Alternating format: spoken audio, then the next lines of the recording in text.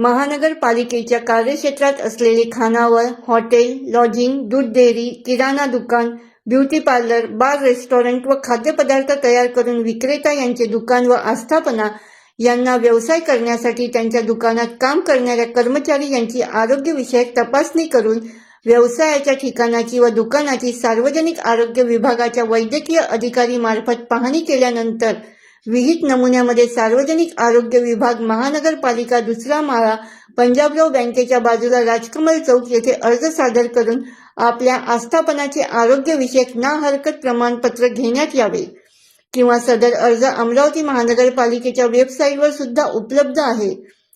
नागरिकांच्या आरोग्यासाठी संबंधित खाद्यपदार्थ बनवणारे व विक्रेते अमरावती कार्यक्षेत्रात व्यवसाय करणाऱ्यांनी